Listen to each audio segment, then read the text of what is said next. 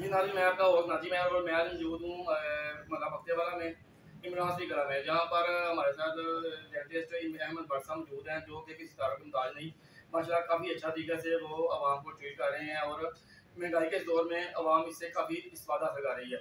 आइए इनसे बात करते हैं कि ये मरीजों को किस तरह ट्रीट करते हैं। जी डॉक्टर साहब, आप कब से इस शोबे से वाबस्ता हैं? बिस्मिल्लाहिर्रहमानिर्रहीम। मेरा नाम डॉक्टर अहमद है। मैं तकरीबन 6 साल से अपना प्राइवेट प्रैक्टिस रन कर रहा हूँ। ठीक है, मेरे पास 4 स्पेशलाइजेशन है। मैंने लाहौर इस्लामाबाद में भी अपने सेटअप किए हैं। इस जगह पे सेटअप करने का मकसद सबसे पहले यह है कि मेरी बाय बर्थ प्लेस ही है, मेरी पैदाइश का एक ये वाला है।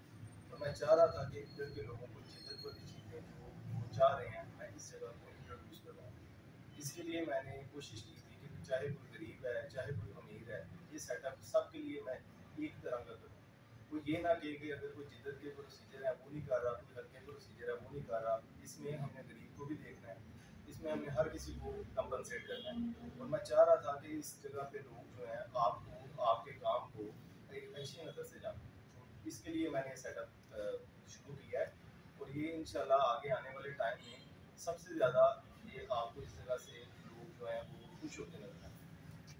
मतलब आप इसे पेशे के लिहाज से आवाम को कोई पैगाम देना चाहेंगे, तो या जो यूथ है या जनरेशन है, उनको आप क्या पैगाम देना चाहेंगे कि वो आज से शुरू में आकर आवाम को क्या कर दे सकते हैं? जी जी, सबसे पहले तो मैं चाहता हूँ कि जो यंग लोग हैं वो सबसे पहले तो एजुकेशन कोई भी है वो लाजमी हासिल करें। और अगर करते हैं तो फिर इस शोबे का फ़ायदा ये है कि आप मुंह की बीमारियाँ आजकल सबसे ज़्यादा हैं। तो अगर आप खुद पढ़े लिखे होंगे तो उस इलाके ही लोगों को आप इतना ज़्यादा बेनिफिट दे देंगे कि वो इन बीमारियों से बच जाएंगे।